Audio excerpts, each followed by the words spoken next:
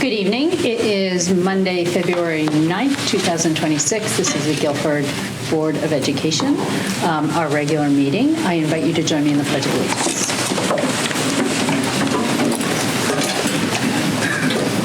I pledge allegiance to the flag of the United States of America and to the republic for which it stands, one nation, under God, indivisible, with liberty and justice for all.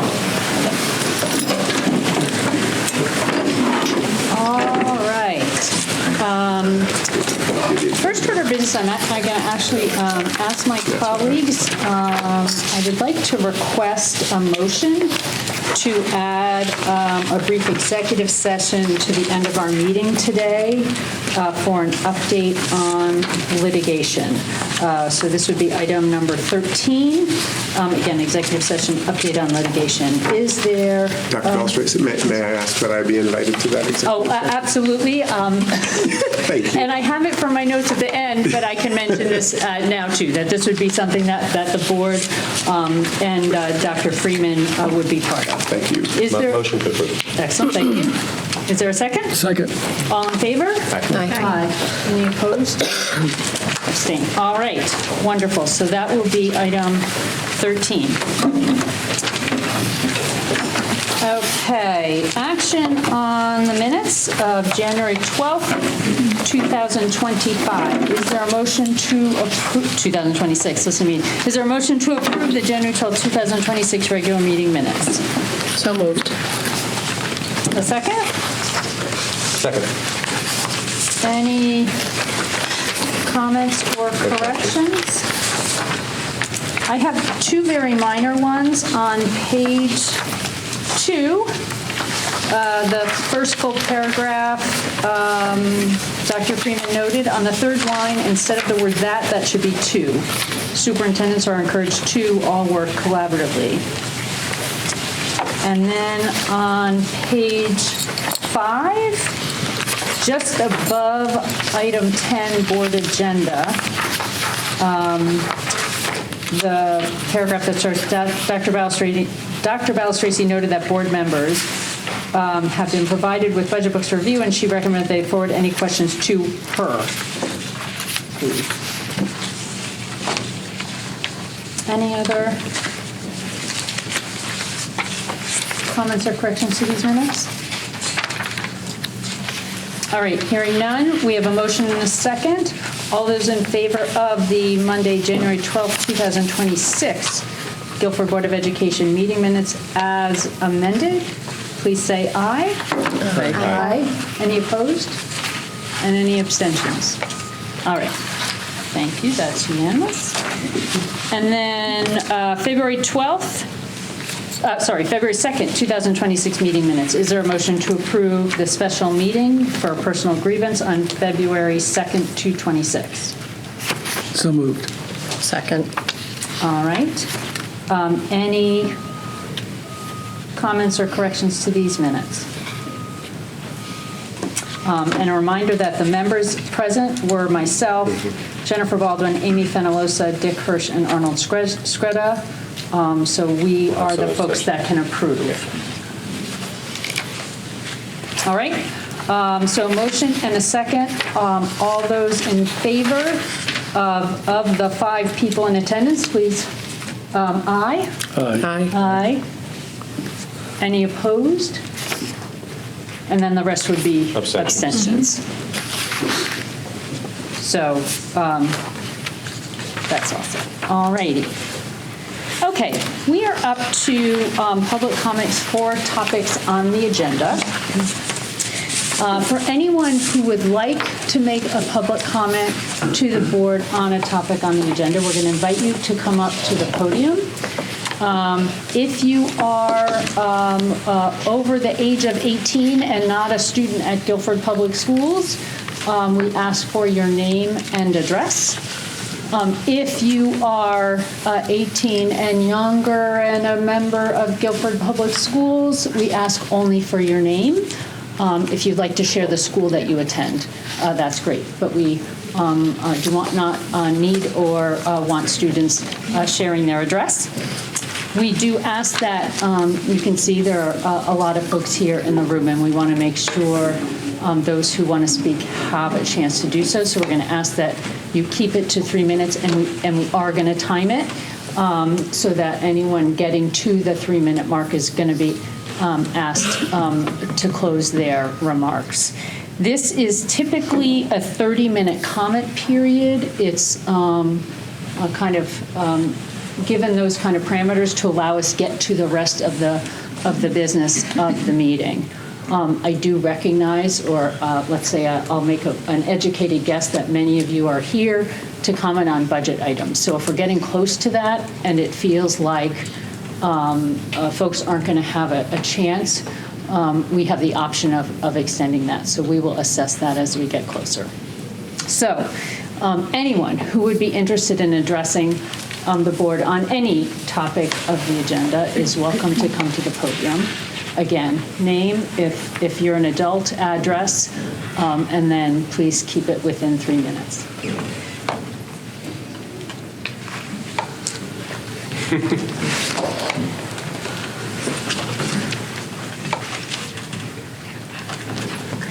Sorry, I'm with all these fine gentlemen. Hi, I'm Sarah Slabowski, 1 Salt Meadow View Lane. I want to take a moment to thank all of you for your generous and continued support of the Guilford boys ice hockey team. The budget contributions made possible by this board and by proxy the Board of Finance and our amazing Guilford community have been vital to our program, and we truly couldn't do it without you. There is often a misperception that hockey is a sport for the wealthy. However, our team represents diverse families, and we bond together doing what's needed to ensure that our kids and students can play, have fun, and succeed. The sacrifice of a hockey parent is intense. As many people in this room know, there are not many parents who would drive 4 hours in a snowstorm at 5 a.m. to watch a 45-minute game, but we are those parents. And while it's true that hockey can be a substantial expense, the boys and parents of the Guilford boys ice hockey team work hard fundraising all throughout the year to help subsidize some of the costs. Please know that we really want to acknowledge that we could not meet our goals without the essential funding provided by this board, and we'd like to thank you at this time. I'd like to invite some of the members of the boys ice hockey teams to stand so that you can see where these monies are going, and invite our captain, Kellen Reinhardt, to speak as well. Thank you. Thank you. Thank you.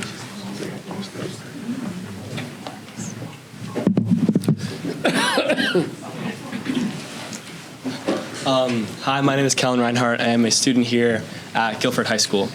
Hockey has been a large part of my life. It's part of the reason I'm so determined. It's how I've made so many connections and so many friends. But hockey has been such a large part of my experience here at GHS. I have a family, I have a brotherhood of people who are behind me, and I would say that I would not be the same student standing here if I did not have the hockey team. I'm so grateful for what you guys do as a board to contribute and to support and make this team accessible to every single student here. Hockey is very expensive, and most of the teams I've played on have not been very diverse. But I'm proud to say that this hockey team represents every different person here at GHS, and any student in the school, if they want to play on the hockey team, can. And I'm proud as a captain to represent this team. And yeah, we are so grateful for you guys, and we hope for your continued support in the future. Thank you. Thank you.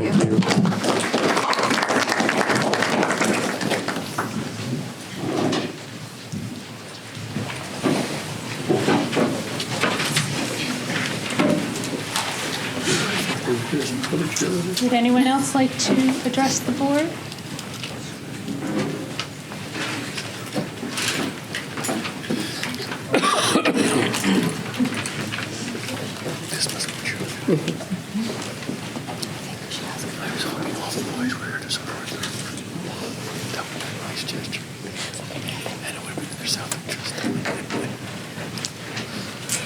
Hi, Stephanie Colonies, 20 Woods End Road.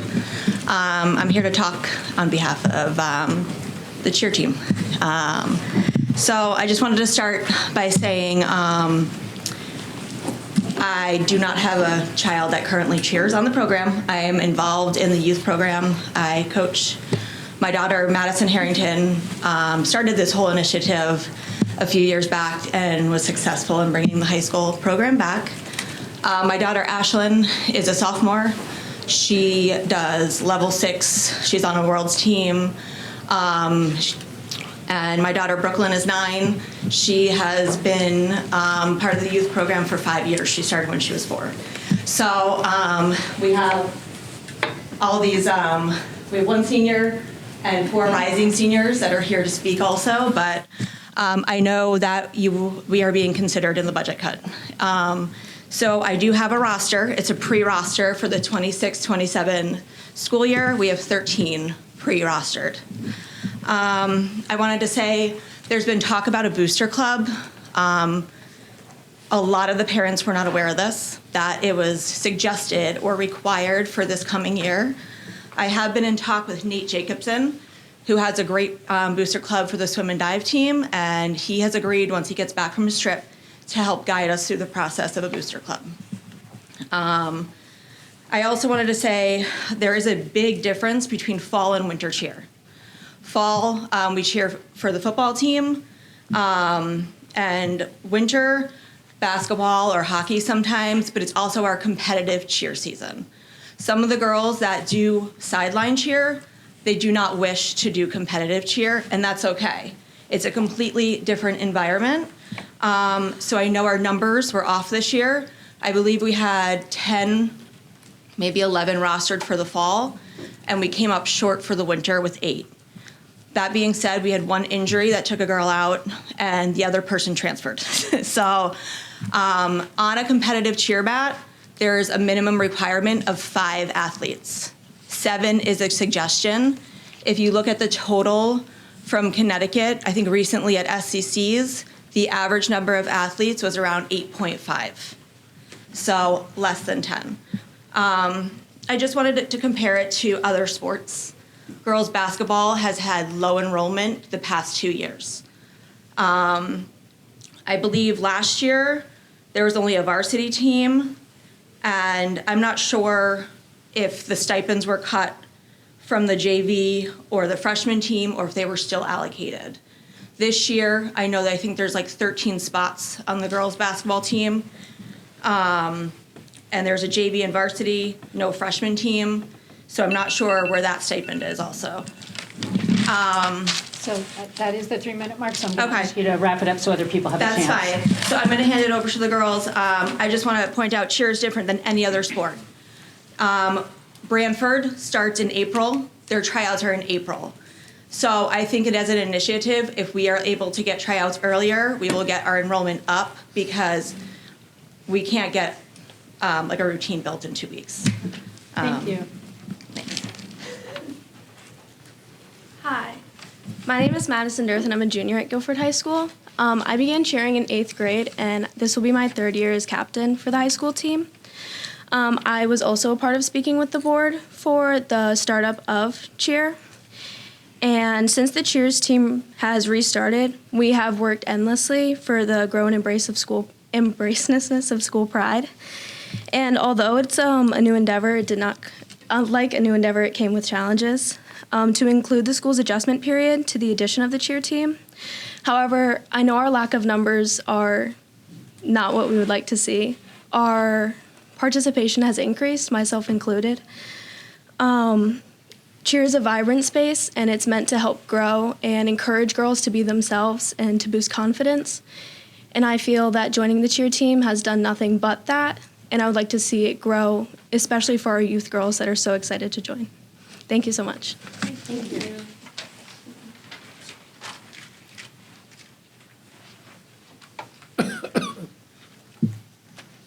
Hi, I'm Noelle. I'm a senior at Guilford High School, and I've been a co-captain on the Guilford High School cheer team for 2 seasons. There's been some recent speculation about the Board of Education possibly cutting our team, and my co-captain Madison and I and a bunch of our other juniors have come here to talk about our team and why Guilford High School cheer should have a name in our school. Cheerleading is different from most sports in the sense that all athletes have a place. Inclusivity is a significant part of our team. No matter who the athlete is or what their strengths may be, everyone belongs. Personally, I had tried many sports but never found one I really loved, and going into high school with cheer, I had never felt so included. And ever since the cheer team was created, we have began adding a lot of inclusivity, and every single athlete has the same amount of participation every single practice and at every game. Because our team is only 3 years old, everyone on our team went into this with little to no experience. We all helped each other throughout the entire creation process of our team. And cheer gave all of us on the team something to look forward to after long, hard days of school. And I had made so many connections personally that I have helped me through so many hard times. And while growing up, I was always known as quiet and reserved. It has always been hard for me to make friends and speak to people I didn't know. Cheer is where I learned to speak up. And as a senior, I think that cheer would help so many other young, shy athletes to become more outgoing. Thank you so much. Thank you.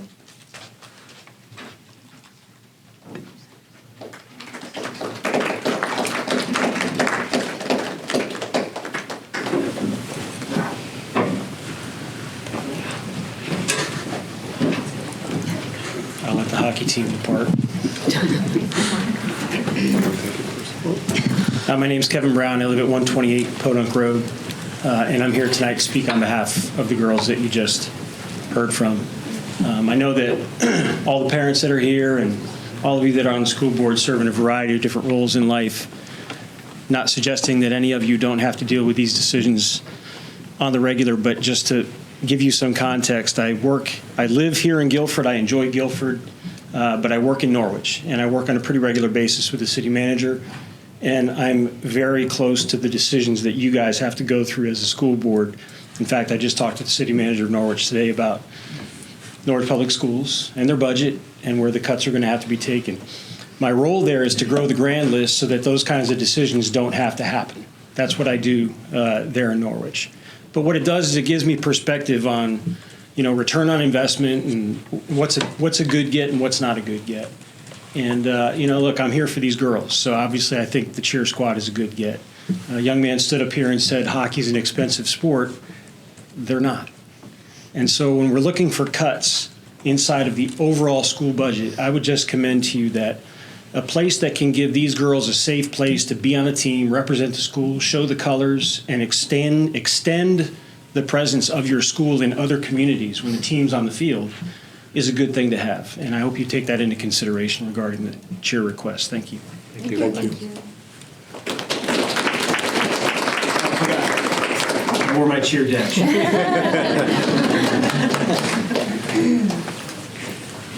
Is there anyone else who would like to address the board at this time?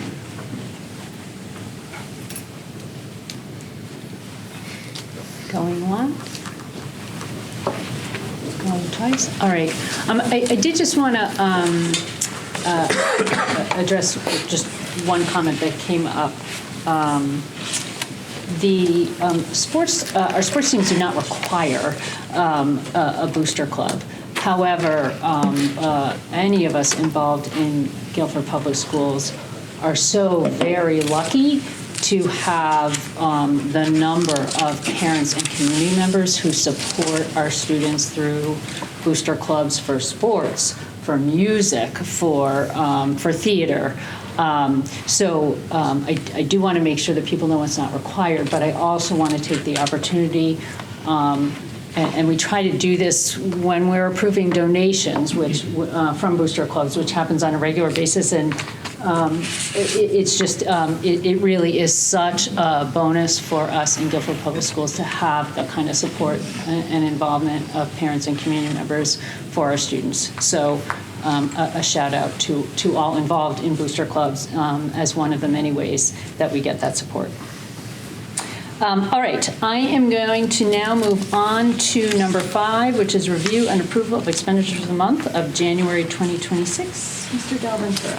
Thank you very much. Okay, so the financial report, as stated in the January 2025 financial report, expenditures for the month of January 2025 were $8,510,710.50. Expenditures encumbrances through the end of January were 55.49% of the budget as compared to 56.70 in 2024-25.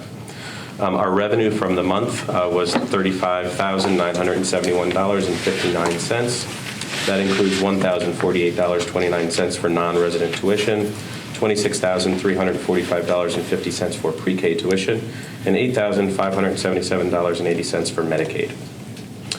Salaries for the month of January, the expenditures were higher than normal due to 3 payroll periods in January 2026. Our employee benefits were in line from the previous year.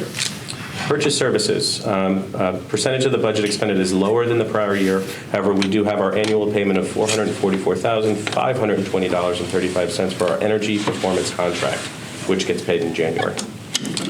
Tuition was in line with the prior year. Supplies and materials, the percentage of the budget expended is lower than the prior year. The credit in the athletic supplies line is due to reimbursement from student activity account for purchases made with the district credit card. Capital for the month was in line with was lower than the prior year, and transportation was higher than the prior year. Our non-lapsing account has interest to date of $803.71, and our warrants total $2,862,238.66. All right. And we did discuss this report and the warrants in detail at the Operations Committee meeting held just prior to this. But I do want to give the opportunity for my colleagues to ask any questions or make comments before we vote on this. None. All right. So is there a motion to approve the January 2026 financial reports for this fiscal year 25-26? So moved. Second. All those in favor? Aye. Opposed or abstentions? All right, so that's unanimous. Thank you. Okay, communications. This is a chance for any of us to note communications received over the past typically month or so, because we've met recently, perhaps a little shorter time. I will note that I and we, since many communications, come to all of us, have received a number of communications in support of the cheerleading team in light of budget considerations. That included an alum that reached out to us. We have received communications about class size and the reduction of some classrooms in the budget. We have heard and received communications around coaches, literacy and math coaches in the district, and we've heard support for interventionists, which is also something we've discussed as part of this budget process. Other communications that people have received or other things people want to comment on about communications? I think that covered it. Okay.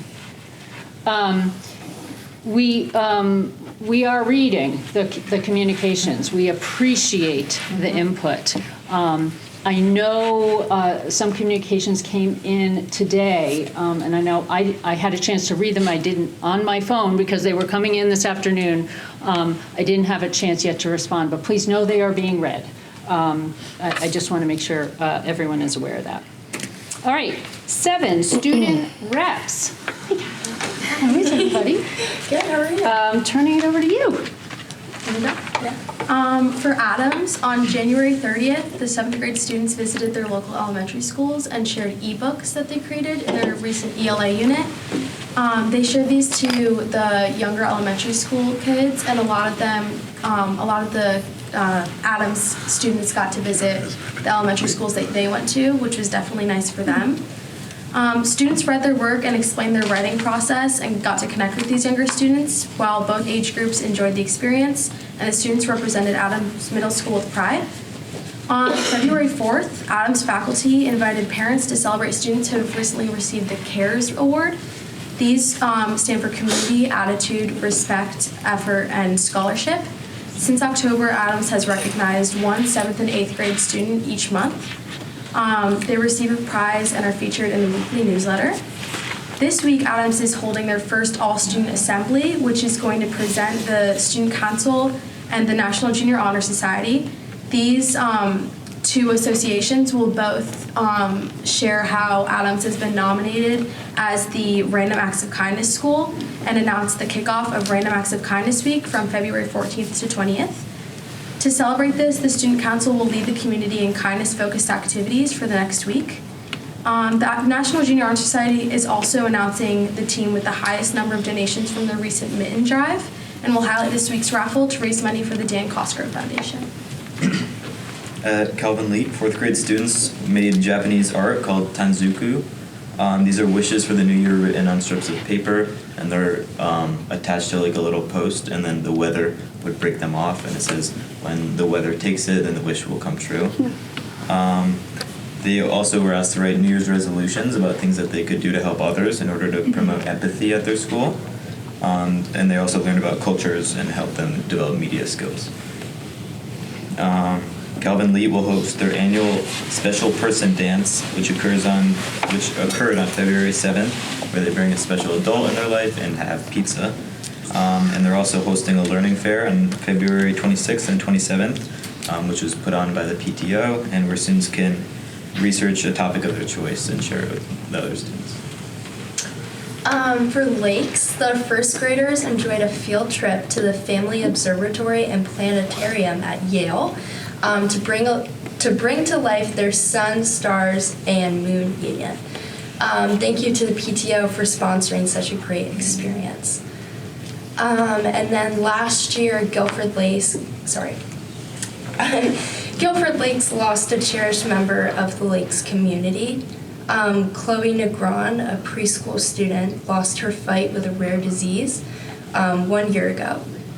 So here are some of the ways that Chloe's memory is being honored to benefit the lives of others. Guilford Lakes has revamped their Support CT Kids website, which is dedicated to supporting medically fragile children and their families.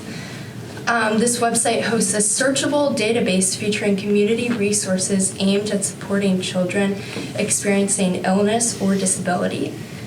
And then Chloe's Closet is launching March 1st, 2026. Lakes partnered with the Guilford Interfaith Volunteers to provide durable medical equipment to children across Connecticut. You can learn more on their Chloe's Closet website, and it will be located on the Guilford Green at 55 Park Street. Once again, that's March 1st. And then there's also a memorial fund for her.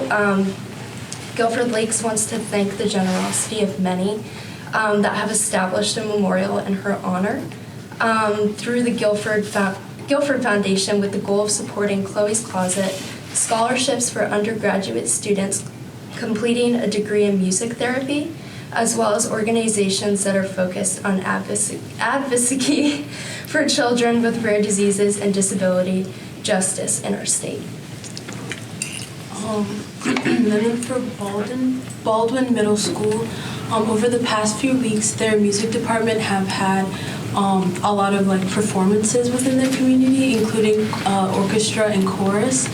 Tomorrow night, actually, I think they're looking forward to another performance from chorus from the 5th and 6th grade in their cafeteria. And their newly formed Green Team recently took a field trip to the Roger Tory Peterson Center, where students participated in an interactive learning experience centered around environmental stewardship and waste reduction. And this was a part of their effort to grow sustainability-minded leadership at Baldwin. And then lastly, as they're moving into February, Baldwin has been honoring Black History Month by inviting students and staff to participate in their daily Person of the Day research, where they highlight prominent individuals of color whose contributions have shaped fields ranging from like the arts to sciences, leadership, innovation, and social change. And then for Melissa Jones, they had a lot of events. So they had field trips to the Yale Art Gallery and to the Eli Whitney Museum for the kindergartners and the third graders. And then they had one visit from the 7th grade to talk to grades 3 and 4, and I think they just shared stories. And then for grade 4, they had a presentation for their animal defense projects, and grade 3 also had a presentation, and it was for their frog unit. And then lastly, for fun or events, they had a role reversal day where the kids dressed as students and the students dressed as kids. And they also had a visit from Bookie Chillin', which was organized by the PTO, where they enjoyed a performance and learned about U.S. history through music. And for GHS. Oh, yeah. For GHS, our midterms are all wrapped up, which is great. And then we have a pep rally at the end of this week that we're all really looking forward to kickstart February break. Yes. And then, sorry. Do you want to go? Oh, you go. Our Italian classes were welcome to. We signed up for a trip, so we're going to Taormina, Sicily. Leaving Friday. I think Zach's going, right? No. Nope. Okay. I'm going. And then, so I think it's 30 kids are going, and it's the first time that the Italian class has ever done a trip, so that should be fun. You guys are going to school and stuff. Yeah, we're going to a language school. Really? Yeah. You guys have host families too. Mm-hmm. And we're staying with host families for the week. Amazing. Yeah. Doesn't the Board of Ed, aren't we required to go on? You're required to approve those field trips, not to attend those field trips. I'm sorry. Going to, but yeah, so it should be really fun. That's excellent. And then lastly, on Friday, we had the Meals on Wheels benefit concert. So it featured the select ensembles for the schools and the A.W. Cox Howlers, which I think they played the steel drums. There's almost 2 weeks left until the spring musical, so buy your tickets. Coming up. Very fun. I'll check out. We're going to Sicily, did she say? Any questions or for our student reps? Not my high school, but us. We're just jealous of it. Yeah. We're just discussing Italy. I have to go to I'm telling you, I think we should figure out some kind of requirement. Well, thank you all. Great. I listened to all the wonderful things that you update us on every month. Just want to remark, as I have done before, on among the academics, among sports and art and music, the focus on kindness and empathy and raising money, and remembering a cherished classmate is a really important part of our experience here at Guilford Public Schools, and it makes me feel really grateful when I hear those parts of your reports, as well as all the other things, wonderful things that are going on here.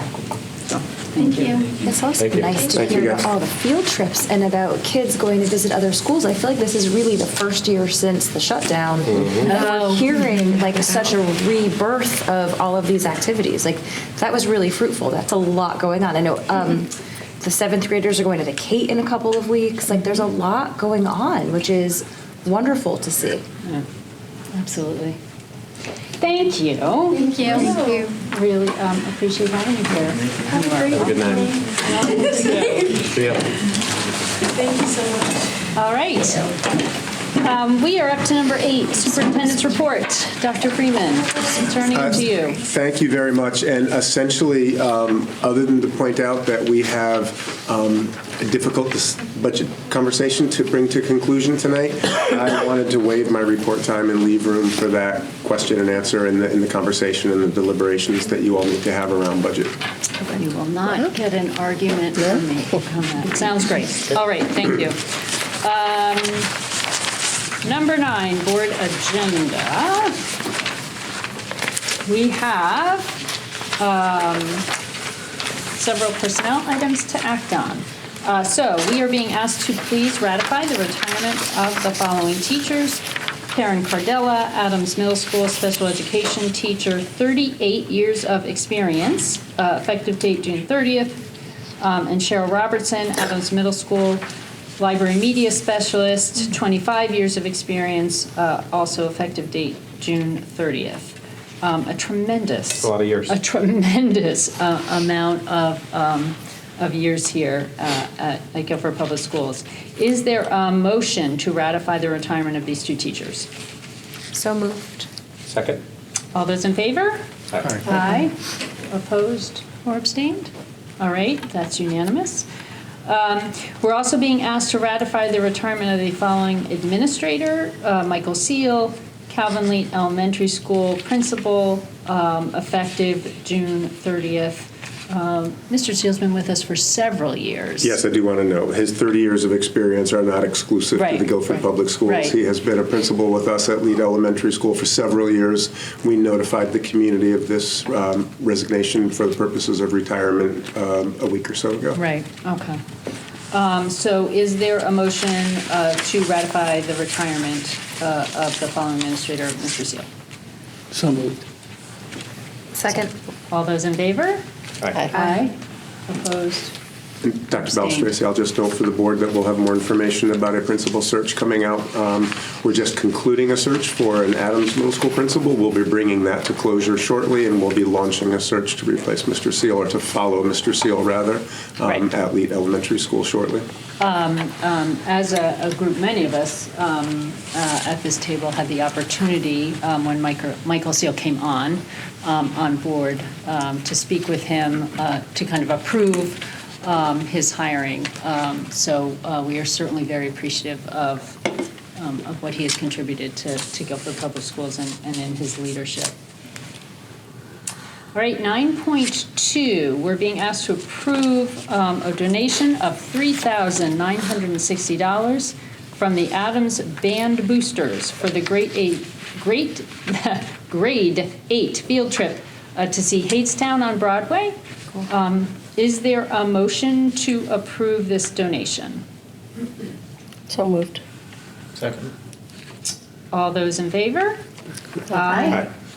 Opposed or abstained? A wonderful example of what we were just talking about a few minutes ago about booster clubs. 9.3 is to approve a donation of $2,772 from the Adams Parents Representing Orchestra Students for the grade 8 field trip to see Hadestown on Broadway. Is there a motion to approve this donation? So moved. Second. All in favor? Aye. Aye. Opposed or abstained? All right, that is also unanimous. That is wonderful.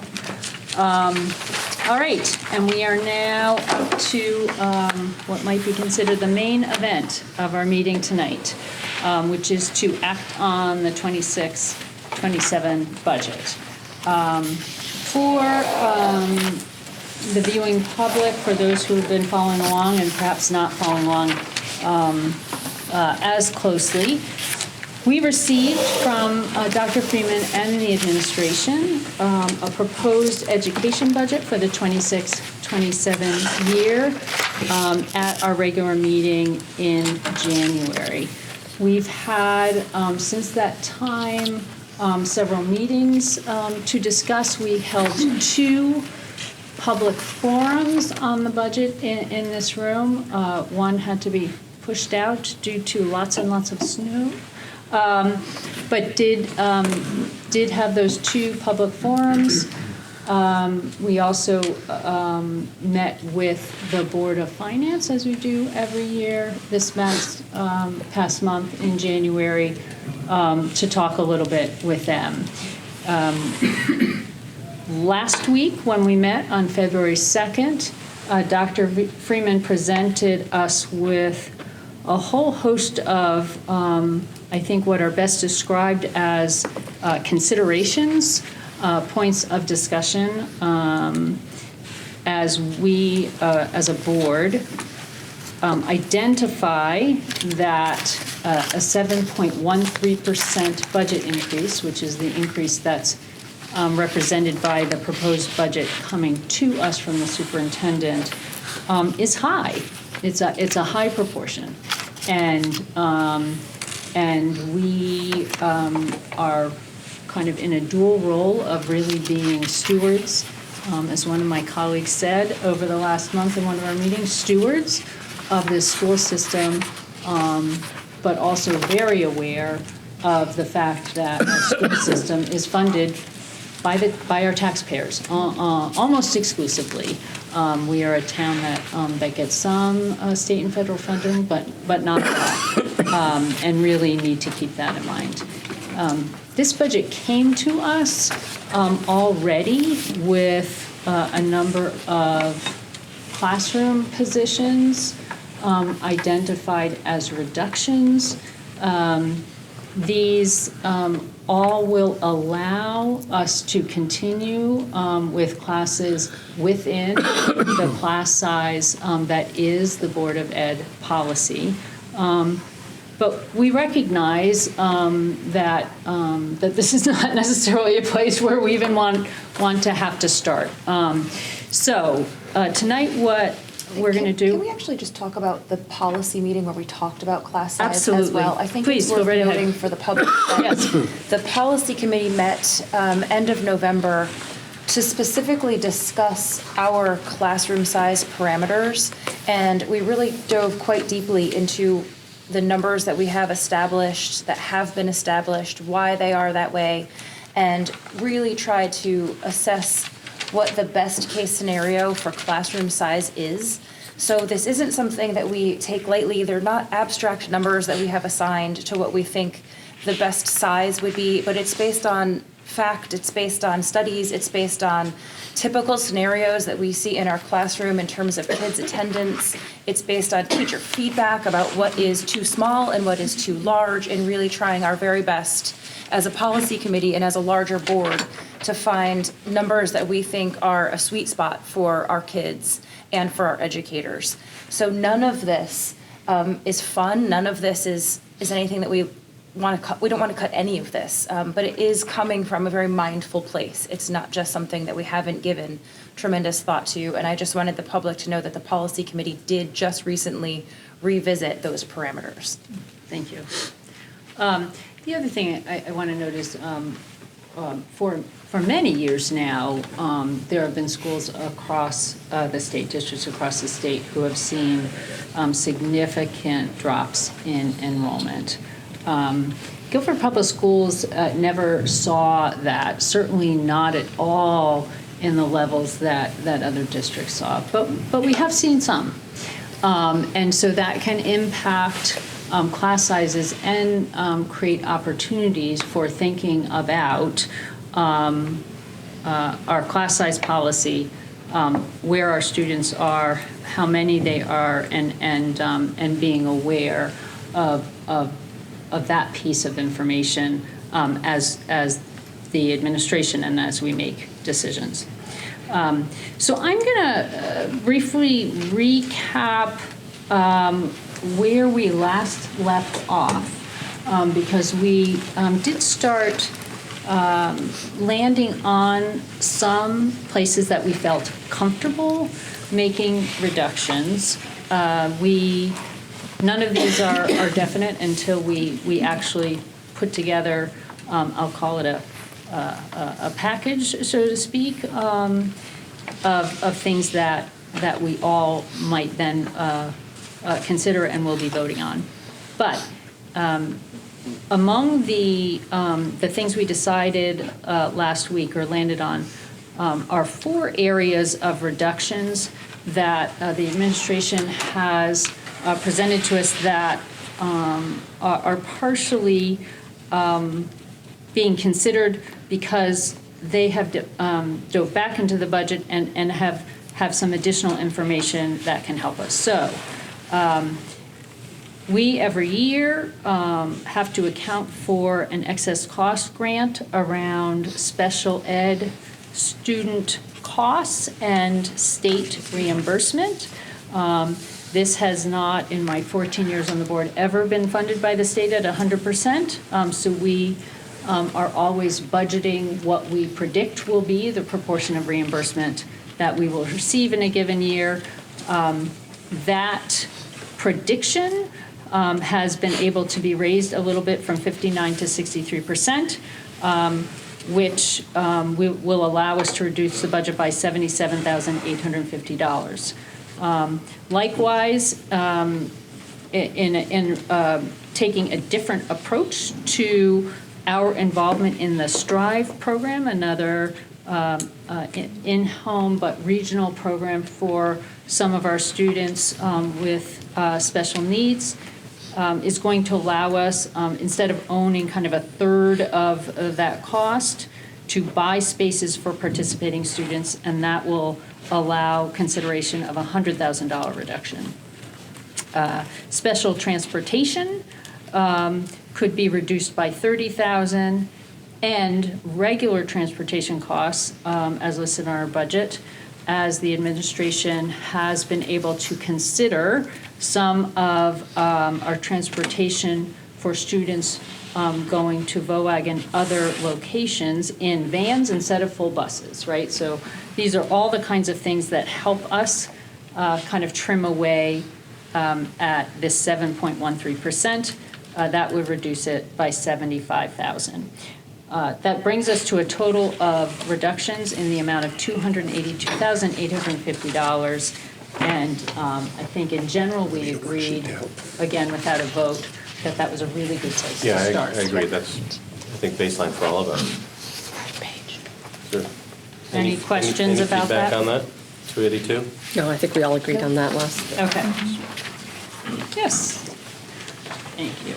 Dr. Balstraci, if I may, I'm just sending around a revised version of the worksheet that we used to organize that discussion last week. Okay. And you just summarized the top 4 lines that we took the liberty of moving to the taken column. Okay. Based on that conversation. Okay. And I'd also specifically like to draw your attention to a new item on the list. The first item in the last of the 4 clustered groups. It is labeled professional development.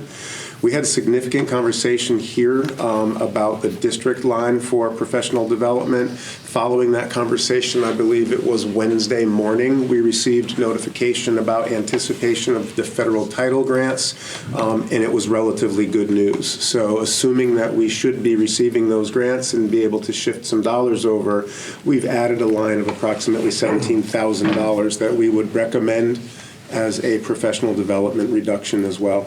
Okay. And we'd be perfectly okay with rounding that up to $17,000 for purpose of this conversation. Okay. Thank you. Could we start with an area where we're not in favor of cutting? Yes. Cheerleading. I think we've heard from lots of people in our audience, lots of people through email. This is a program that has been revived over the last 2 years. It's been made well aware to all of us that it's still very much in a rebuilding process.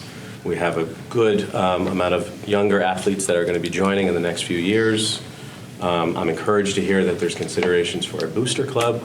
I think that's only going to allow the program to communicate better with the administration and with the high school, as well as to get more involvement from the community. I'm not in favor of making any cuts to cheerleading. Is anyone who wants to? Agreed. Agreed. All right. Good. I think we're getting a general sense of that. So let's take that off the list. Along those lines of eliminating things that we don't want to do, I would really like to not see a teacher. I think we talked about that last time too, and I think generally people were in agreement to try not to cut another teacher out of this budget. So you're referring to the second section, first one. Guilford High School teacher TBD. Well, so and just to be clear, so that whole group includes 3 different types of certified teachers. So the item GHS teacher TBD, as we discussed, that would likely be a section or a course in multiple different areas that would result in small reductions. Wouldn't be an individual laid off, it wouldn't be a program eliminated, but it could be people with we'd be having fewer offerings for students, and there could be teachers who might be full-time now having to shift to part-time positions. I'll also note that the instructional coach and specialists we added there are all certified teachers. They are teachers. They work under the teacher contract. While they may not have class assignments, they do support direction, instruction directly, and interventionists are also teachers. And while they may not have traditional classroom assignments, they do work directly with students in small groups, if flexible, and rotating groups across the school year. So I just want to be clear, and I'd be happy to suggest that we don't talk about any of those items, but those are all teaching items. And Dr. Balistraci, to your note that you made earlier, the budget as it sits in front of you has already reduced 8 various teaching positions, and then there's an increase, an offsetting increase of 0.6. So the budget as it sits in front of you is at a reduction of 7.4 teaching positions already. So I appreciate the notice of not discussing possibly more teaching positions tonight, but there are several that are in already.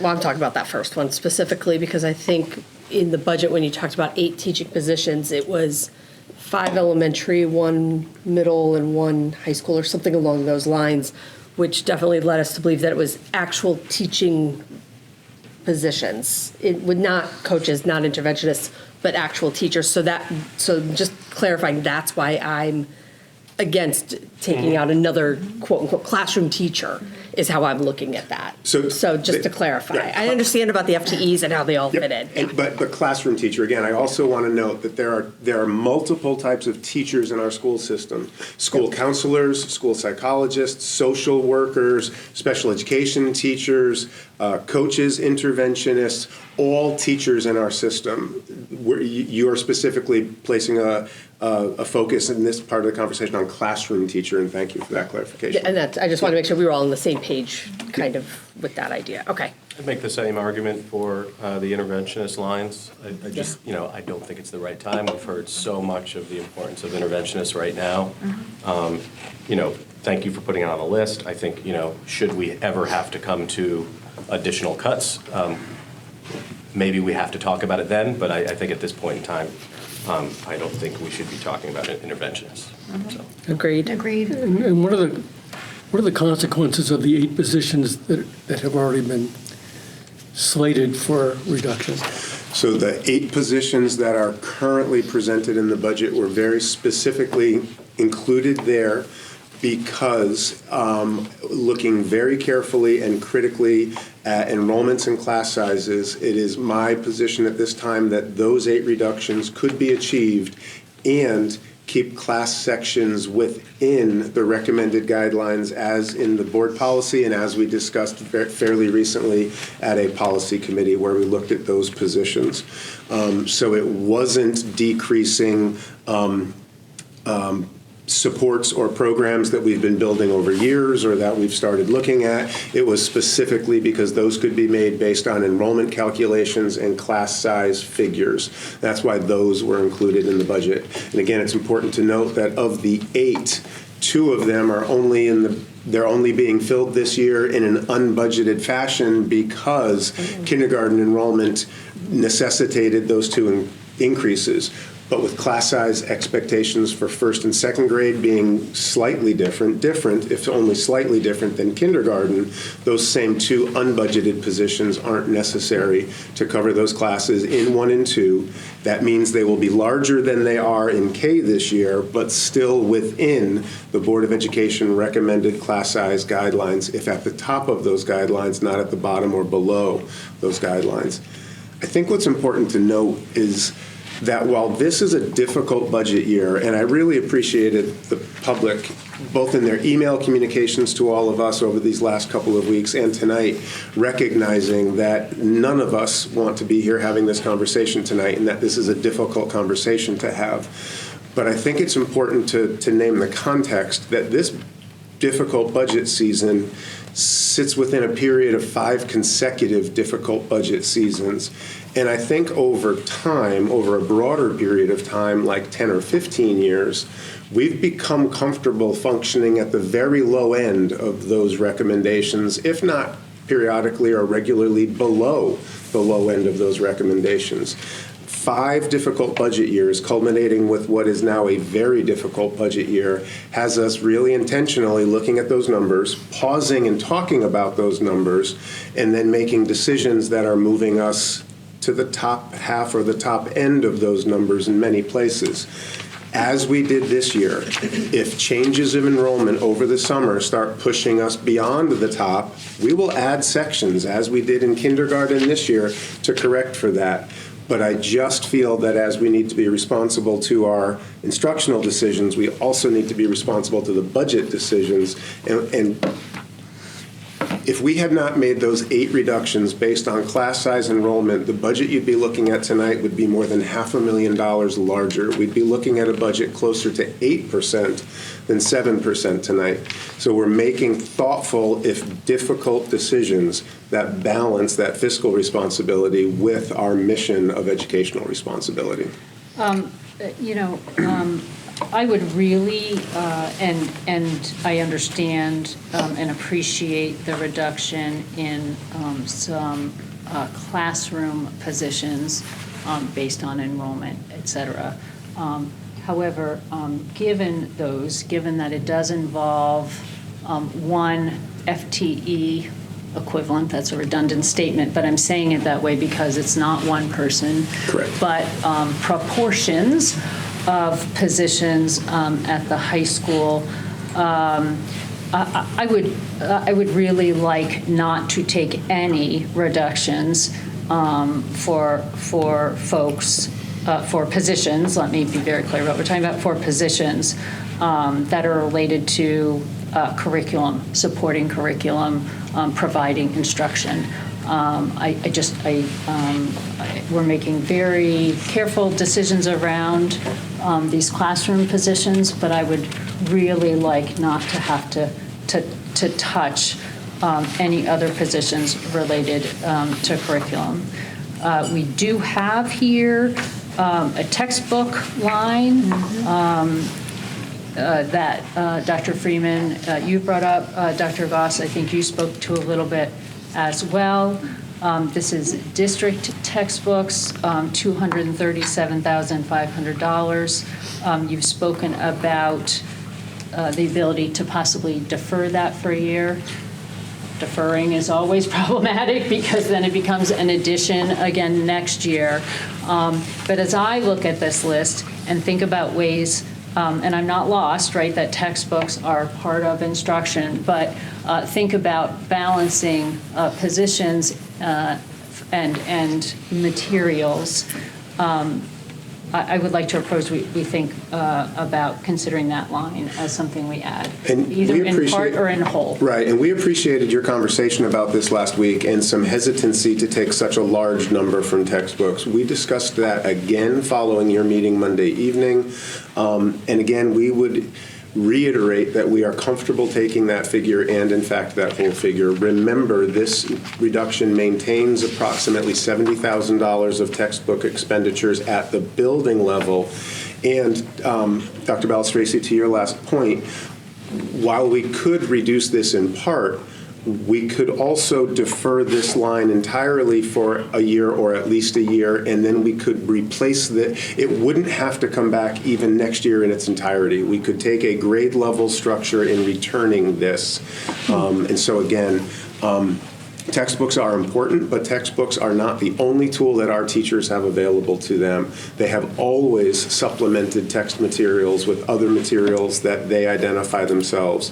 So based on some of the public comment that we've heard, based on the conversations that we've been having, like many of the comments that have just been made, I would prefer to see the textbook line deferred rather than talking about more FTE reductions and particularly more teacher reductions at this time in this conversation. And then I had a follow-up question. Dr. Goss, this might be more directed to you, but certainly anyone.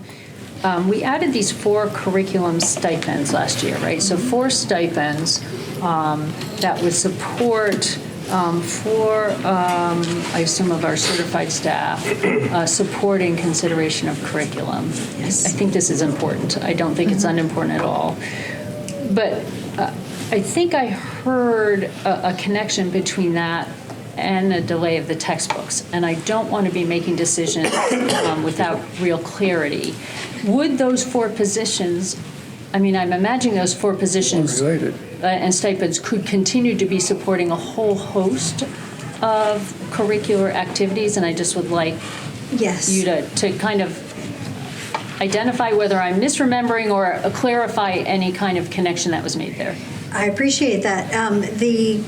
The curriculum stipends are the folks who are leading the revisions to curriculum, specifically right now in math and social studies, but we intend always to be changing, to be rotating the curricula in and out.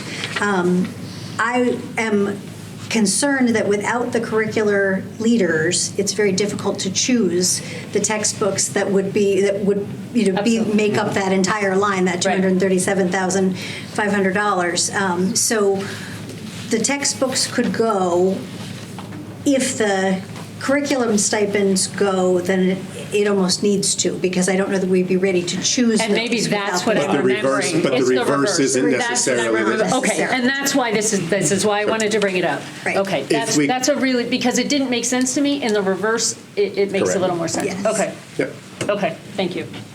No, and that was, stipends were something that we discussed that I personally feel need to stay because. I am very much in support of them. I just wanted the clarification you just provided. If we cut them, there's almost no reason not to reduce the textbooks. Right. If we reduce the textbooks, in fact, those curricular positions will help us to decide how to return the textbook purchase with more information next year. Right. So it works in one direction, but not in the other.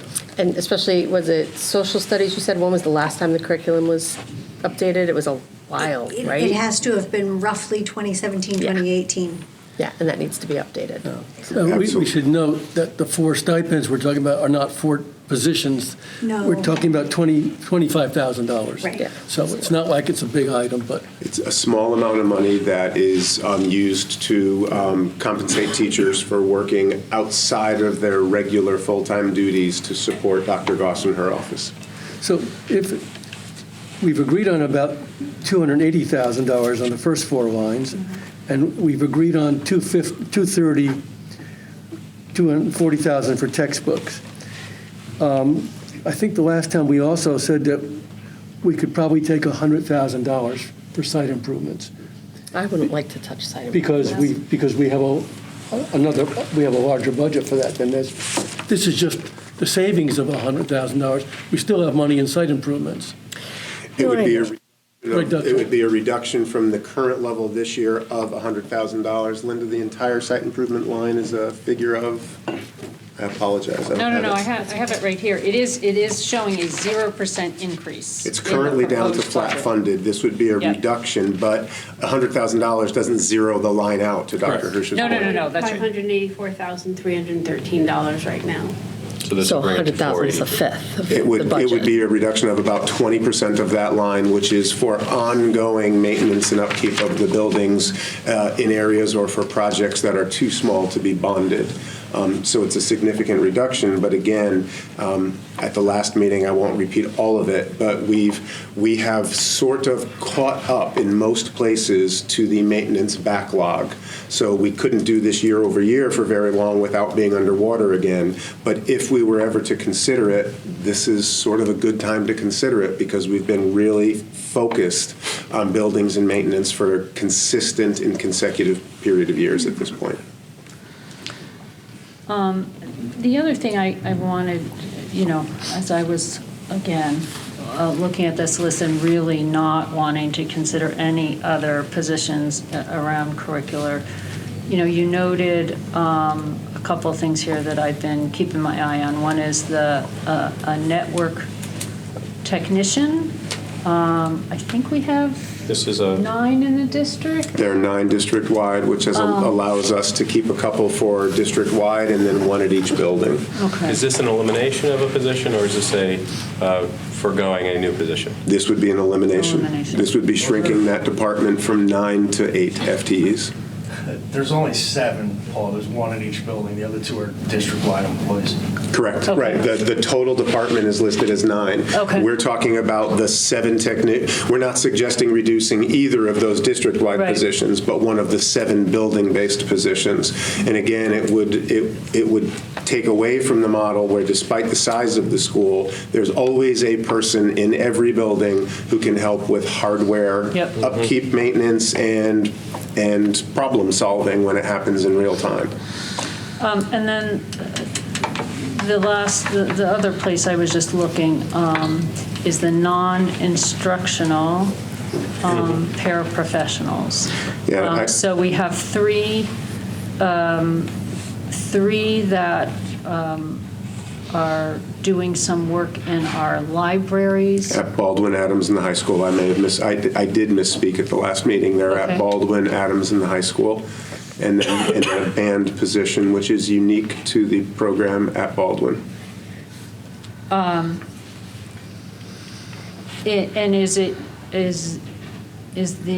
are any of these folks working with students, or they're really supporting, for instance, is the band paraprofessional working with students? I'm guessing that could be. Mr. Baldwin can speak to that better. Sorry, Mr. Baldwin. Wait a second. There are 2 Mr. Baldwins. I've been called Mr. Baldwin before. Mr. Hamill Listen, could it's probably not a speak bad name better to to have. that than I can. Yeah, I'm happy to. All of the non-instructional paras, my experience at Baldwin, do work directly with students. The band para in particular works under the supervision of the band teacher. Right. But when they're doing their pull-out lessons, and you remember that at Baldwin, that's the first year they're doing instrumental lessons, right? So it is a high-contact position. Okay. I'd also say, quite frankly, that the librarian assistant or para positions as well, while they support the work of the librarian, they also often work with students directly. And, we try to make the library the hub of the building. So there is student contact time that's significant and important. So none of those cuts are easy cuts. Correct. Oh, and please. We're just do going to not- have to keep saying that. But don't misunderstand. I don't think anyone here thinks Yes. they're easy cuts either. Question, though, on that. Are there library paras in the elementary schools as well? No. Okay, Again, so I these are the misspoke. only, so these 3/4 are the only non-instructional paras in the district, or are there more? And that's my question. There used to be non-instructional, and again, non-instructional, based on the description, it's not exactly correct. There used to be office para positions. We have tried to clean that up in the contract. There are para positions that support instruction, and there are clerical positions that support the working of the offices and the building. So, Yeah, if I could, I would say a better way to think about this, for the most part, is that most of our paraprofessionals work with special education students, identified students that is driven by the IEP, right? To call them non-instructional paras is a misnomer. They're just non-special ed paras. But how many are there in the district is what I'm asking. there would be these 4, and then there would be a half position associated with every section of kindergarten. So on an average year, there would be an additional 6. But those are the kindergarten paras, Those as are we the call kindergarten them, that work paras. with the Yes. Guilford before and after care? Yes. Usually? So at this point, it would be the kindergarten paras and these paras who are probably the only ones who do not work directly with and under special education teachers for special education identified students. Now, there's about 95 positions district-wide. The vast majority support students with special needs. Right. No, I was just trying to get a handle on Yep, it. If no, this they're was- good questions. There was 30, and we're just getting rid of, we're talking about 4, or if this is it. We This- get rid of the 4, they're gone. This is it, and Okay. specifically, right, remember, when we're talking about the band position, it's 1 of 1, and when we're talking about the library positions, it's an N of 3. Okay. Linda, can we start doing some math? Mm-hmm. The top 4 lines, plus textbooks, plus the PD. 6.4%. Oh, you got it already? Yeah, that's what I got. I know, but I don't do the percent. 37,350. I'm sorry, could you repeat that? The total reduction would be 537,350. I have 536, 350, but maybe I can't add. Yep, you're right, 537. Bringing us to? What was that? 6.4%, I think you said.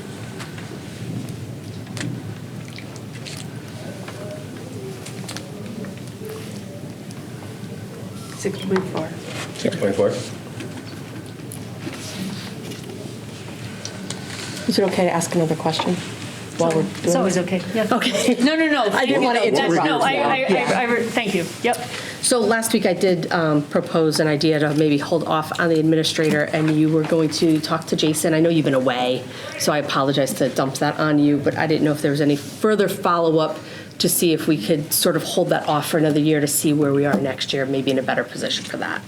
So I did speak to Jason. We weren't able to pull together any comparables, but no, that conversation didn't change my opinion. I continue to see this as a real and emergent need in this year.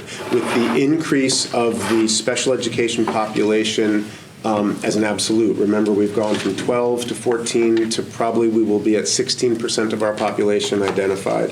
In the last 5 years, we have added 11.5 special education-related teaching positions, and we've added 13.5 special education-related paraprofessional positions.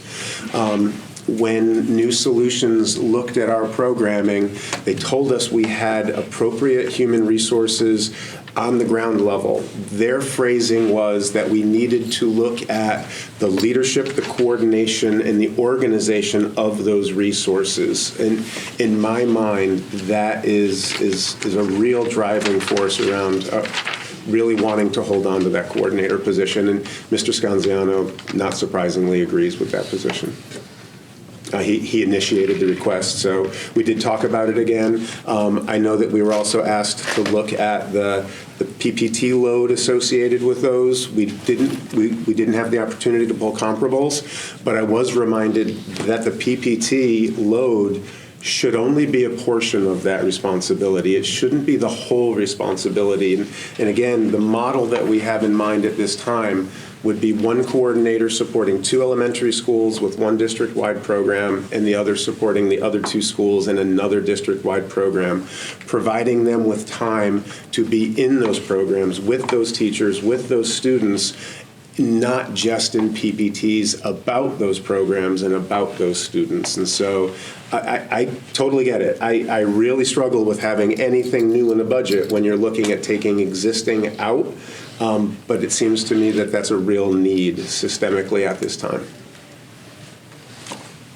And I guess alternatively, we talked a lot about FTEs, but I'm just going to say again that I think there needs to be another look at not eliminating a coach position for the same reasons I said last week.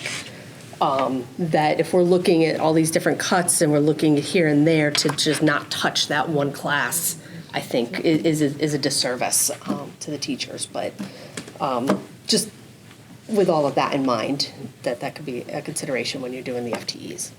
I totally understand that logic too. I also know that in these last 3 weeks or so, I've been meeting with all of our new teacher hires this year. And I'm meeting with all of the teachers who have been hired into Guilford this year to talk about how we have supported and transitioned them into the Guilford Public Schools, what's been working and what we need to do better. And to a person, those individuals have recognized the coaches, that they recognize the support that an instructional coach provides to them as allowing them to get on their feet and be more effective more quickly for the students. And so I totally agree. I just wouldn't characterize it as protecting one class.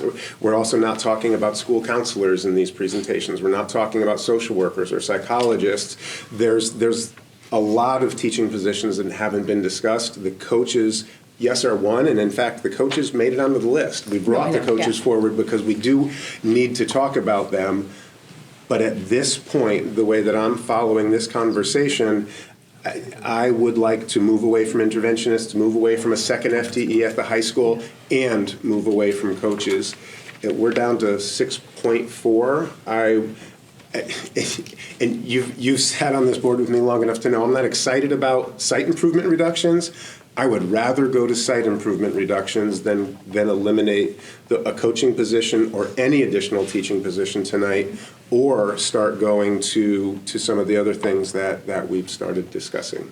I'd rather move in that direction than, the administrative position. Rather than holding on the administrator, rather than cutting coaches, I'd rather look at a site improvement reduction. I don't think we've ever gone back, well, probably gone backward 1 or 2 years. We've been working really diligently not to do that. I'd rather do that than look at those teaching positions tonight. We've talked about, I don't want to switch gears if anybody else. No. Okay. Yeah. We've talked about custodian, that line. These are eliminations, these are reducing headcount. Are there any potential retirements coming up? Are there any positions that won't be backfilled? Should we cut? I don't have that information specific to the custodial unit, but I would tell you that we would treat those the way we would treat any others. If we could absorb any reduction with attrition, we of course would do that before moving in any other direction.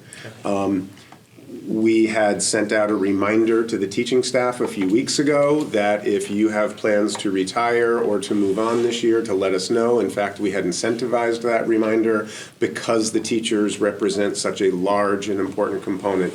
We haven't done that with the other departments. I just don't have that kind of information.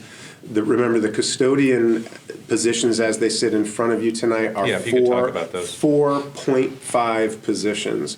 And again, as with everything, while we're not excited about those reductions, we could suggest that we could take 1, 2, 3, or 4 half-time positions. They are spread across the district. One is a district-wide second shift maintenance position. The other 3 are 0.5 additional evening shifts, where again, I think for the same logic that I brought forward with site improvements, we're in good shape now. If we were to make those reductions now, I guarantee you that I'll be back in better budget years because we don't want to start falling behind. But for now, those are reductions that we are confident we could absorb.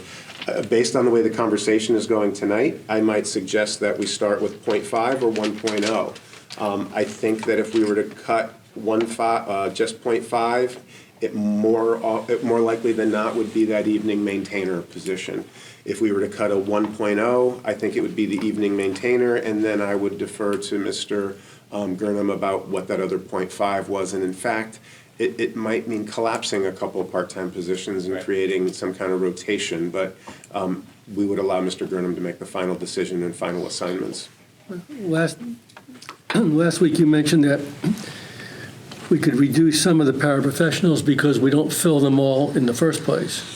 So would we be safer in dealing with people who don't exist at the moment and cutting that? There's 2 things with the 0.5 general paraprofessional line, and one is that the paraprofessional line is always a moving target. The large bulk of paraprofessionals are identified for special education supports, and so that changes based on PPT meetings and IEP determinations.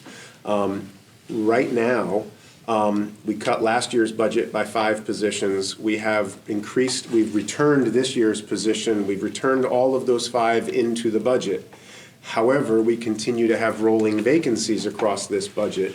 So while the number sits at X, which includes those 5, on any given basis, we're covering 2 or 3 or 4 or 5 vacancies within that number.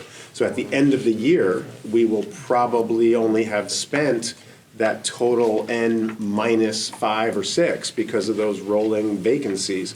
Our goal would be to fill all of those, obviously. The second piece of that is what we always say, and we say it every year around paraprofessionals and every year around kindergarten. We budget for a number that we anticipate. We think we know how many kindergarten students will come in. This year we missed it by 2 class sections, and we thought we knew how many paraprofessionals we would need. If we miss that as a budget number, we will still fill those positions, and we will find a way to cover those costs within the budget broadly, as we always do. Are we filling these roles when we need to take on additional paras? I mean, we've had hiring, struggles in the past. Are we filling those roles? So the quick answer is sort of yes. So when we identify that new position and we have a new need and we identify it and we go to fill it, depending on the urgency of the need, we might fill it by transferring an existing person to that position, or we might go out and fill that one. But then what's happening across the 95 positions district-wide, we added a new one today and we filled that new one, and then 2 others move on to something else, and we've created 2 vacancies somewhere else in the system. And then we're sometimes covering those with substitutes. We're sometimes covering those by collapsing classes together. We're sometimes covering those by shuffling when and where we're providing services to students. So yes, when we identify a new need, we meet that need one way or another, and as we fill that hole, we sometimes have other holes that are being created elsewhere in the system, and there's a lot of tail chasing that is going on right now. So I'm going to kind of start making potentially a proposal as we're talking. We have this 282, 850, these top 4 items, tuition, regular transportation, special transportation. We have the 17,000 for the professional development that was brought to our attention tonight. $237,500 in the textbook line. We've had some discussion about site improvements. We've heard one of us mention 100,000. We've heard some concern about that. I'm suggesting potentially 50,000 there. And then a consideration perhaps of a 0.5 custodian. Or even 1. Perhaps a 1. I was going to say 1.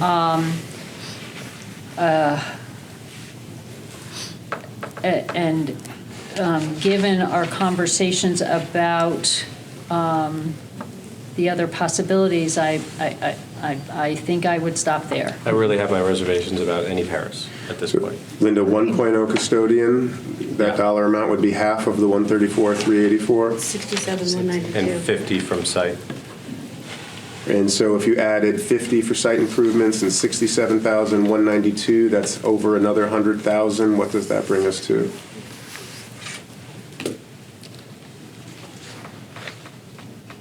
Yeah.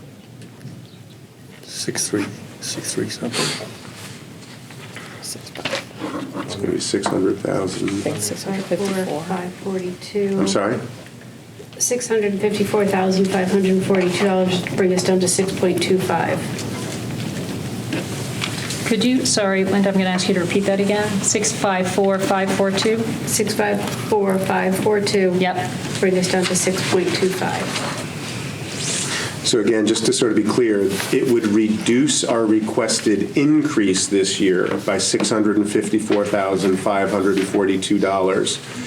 That resulting new increase would represent an increase to the budget of 6.25%. Yep. Down from the 7.13% that we sit at in the draft I provided to you. It's getting close to that 1% that we talked about sort of broadly last week. And just to summarize again for the public, so we've talked about the untouchables, the increases in healthcare, the increases in transportation, the increases in electricity. Can you remind us again what that increase entails? Yes, so this budget, in large degree, more than in any year past, is being driven by 5 non-discretionary cost increases. The first is significant. The first is an increase in our medical cost. We are required contractually and essentially by Connecticut labor law to provide medical insurance to our employees. That one line is increasing by over $2.5 million, the medical line. We're also seeing salary increases this year. We engage with different bargaining organizations. We have contracts with our employees.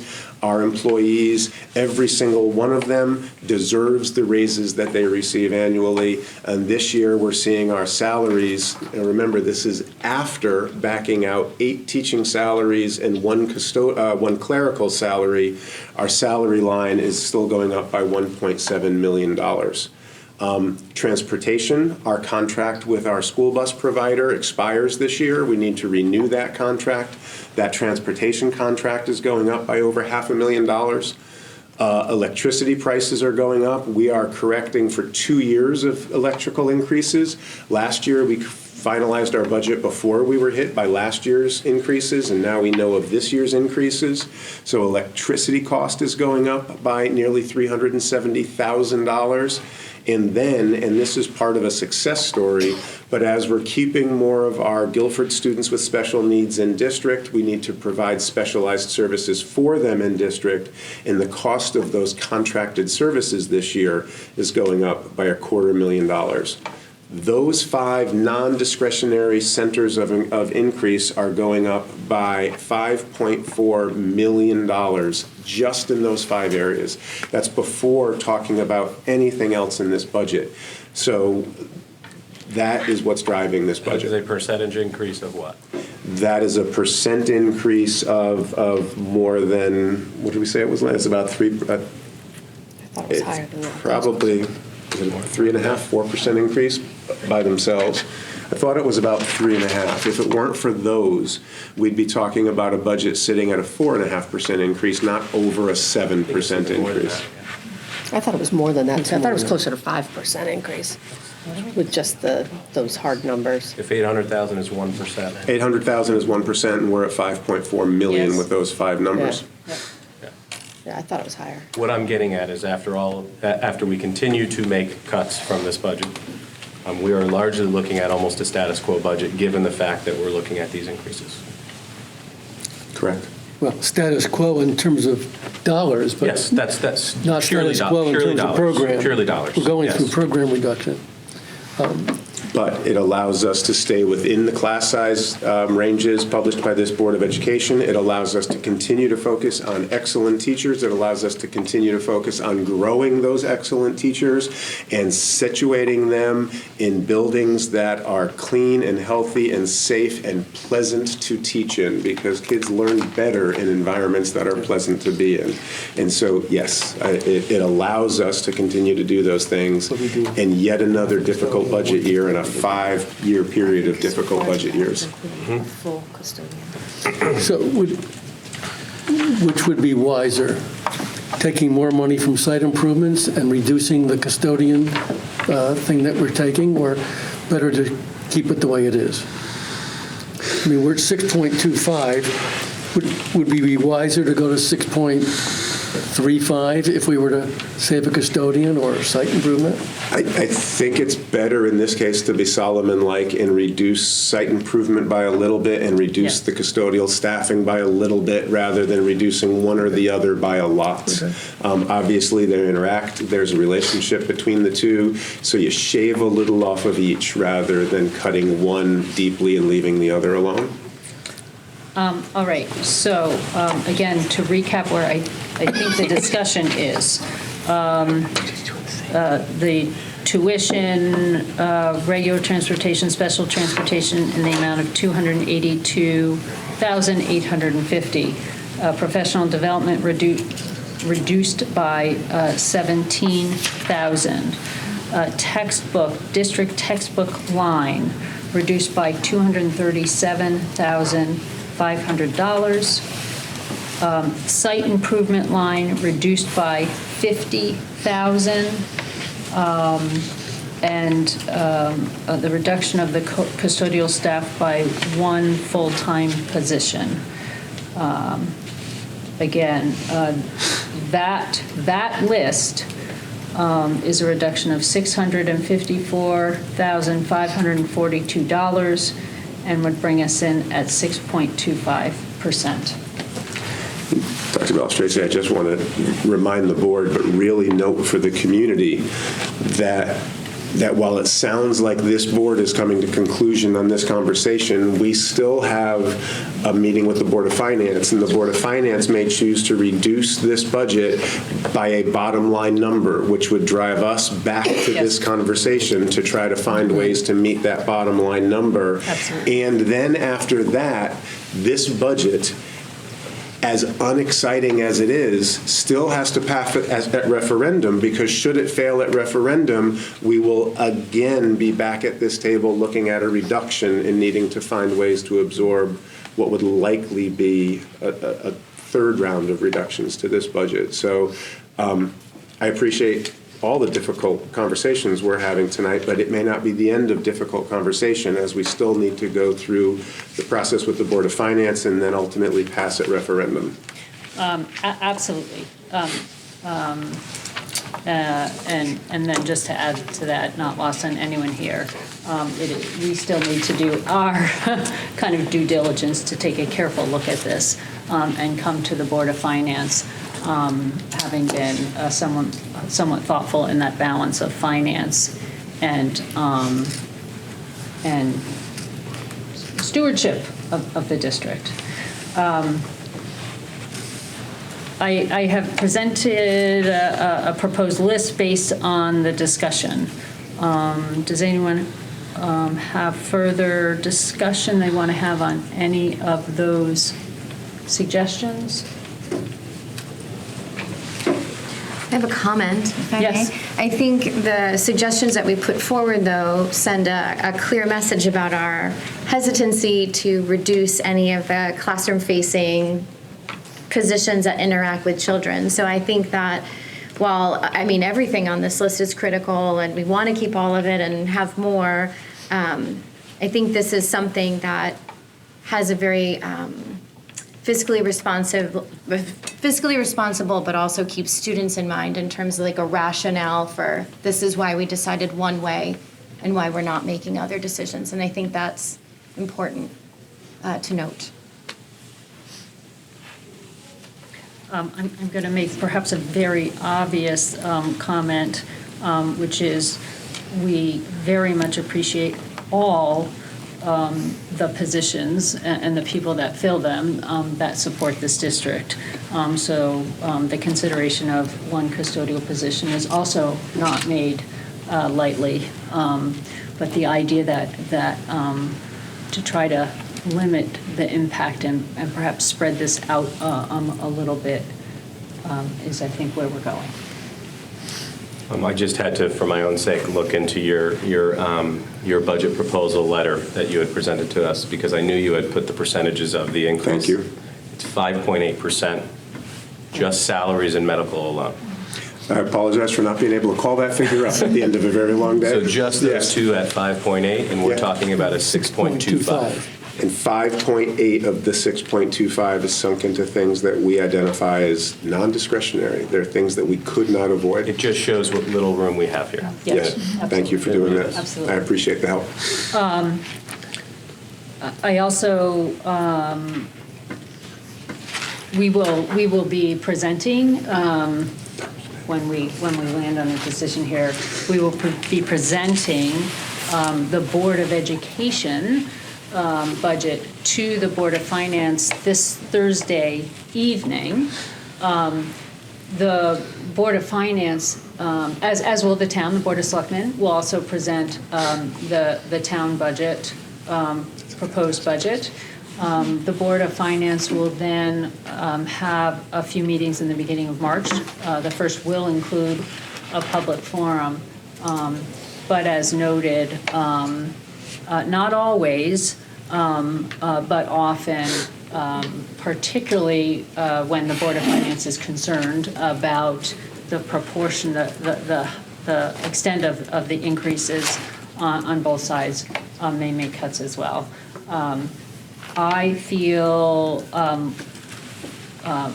quite prepared with Dr. Freeman on Thursday to really present the kinds of considerations we've made tonight with a real kind of strong conceptual framework around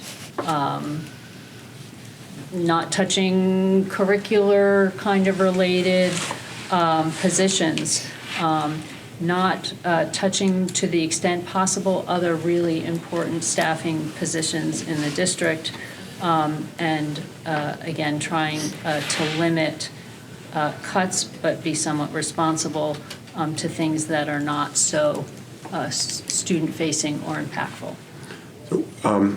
I'm sort of making an assumption that the board has finished tonight. Is the board ready to take a motion? Well, I'm about to get there. I do want to make sure that anyone, Linda, do you have a new bottom line? Yeah, I just want to be careful how we frame this motion because it has to be the total dollar value. Yes. Yes, that's right. Yep. I just asked Linda if we have a new bottom line. Did you do it already? Yeah, I did, and but I'm going to check it with Linda before I make a motion. So Linda, I have what would, with a reduction of $654,542, I have an increase over the current year budget of $4,646,769 for a total of $79,030,359. Yes. Good job. All right. Great. Glad there are other people doing that. Okay. That was a motion. So I'm gonna, so I'm gonna repeat it and then I'll let you make your motion again, because I just, I think it helps all around. So we, there is, I'm setting up a motion for reductions made by this Board of Ed in the amount of $654,542, taken from tuition, regular transportation, special transportation, I should say the amounts, tuition, special transportation, $77,850, regular transportation, $75,000, tuition, $100,000, special transportation, $30,000. Professional development, $17,000. Textbooks, district, $237,500. Site improvements, $50,000, and the equivalent of one custodial position, $67,192. The motion, therefore, would be to put forth a budget from this Board of Education that represents a budget of $79,030,359. This is an increase of $4,646,769, representing a 6.25% increase. Is there a motion? So moved. Second. Second. Any further discussion? All in favor? Aye. Aye. Any opposed? Any abstentions? I just All really right. want to thank you all again for the quality of the conversations that you have around these decisions. It's not like this in every Board of Education meeting district statewide. Thank you. Now, the second thing, because I believe either last year or the year before. We forgot. I forgot Thank this. you. Is that we also need to vote on the bonding. So, we have, and Dr. Freeman, this says, and I know this was given to us several weeks ago, it says 2026 bonding estimate. I think this is now our official number. Yes. Okay, so we have a bonding proposal in front of us that includes an Adams partial roof replacement project in the amount of $1,539,720. Safety bollards for Adams Middle School, Calvin Lee, Cox, and Guilford Lakes in the amount of $118,440. And A&E future projects for $172,449. This would be a total bond package of $1,830,609. Is there any discussion about any of the items, or are we prepared to vote on this in full? Stole a library book. I have no discussion. Any discussion on this? All right. Is there a motion then to put forth from the Board of Education a bonding package in the amount of $1,830,609? So moved. Second. All those in favor? Aye. Aye. Thank you. Opposed? And abstentions. Okay. Cleared out the room. Wonderful. We sure did. All right. I do want to thank my colleagues. Our job is not done. I want to thank our administrators, Mrs. Trudeau, who supports so many of our questions and the numbers, and also serves as my official calculator in these process. But this has been a very, very challenging year. And we're not at the end of it, but I really appreciate the thoughtful discussion and consideration, for sure. Number 10, reports of committees. Policy Committee. I have no update today. You have no update. Operations Committee, anything to add? Nothing to add. Nothing to add, we met earlier. Curriculum Instruction and Assessment Committee. We met a couple weeks ago and discussed state standardized test scores and the overall evaluation of school systems in which this district is very highly rated in terms of compared to all districts in the state. Absolutely. Liaisons to town committees. Anybody have anything to report? Any town committee liaison information? All right. And no attendance at Learn. Item number 11 is public comments of any sort. But I am looking at an empty room. We did have, for those viewing via stream or television, we did have quite a number of people here during most of this meeting tonight, which was terrific. All right. No closing comments. I will ask that someone please make a motion for us to go into executive session. Once again, this executive session is for an update on litigation. We are inviting Dr. Freeman to join us for this executive session. So is there a motion? So moved? Second. All right, all in favor? Aye. All right, at the close of our discussion in executive session, we will leave. We will not be making any further votes, decisions, nor discussion. After leaving executive session, we will simply have a vote to adjourn. So I do want to thank all who joined us via live stream or watching on television. We appreciate your engagement. Thank you very much.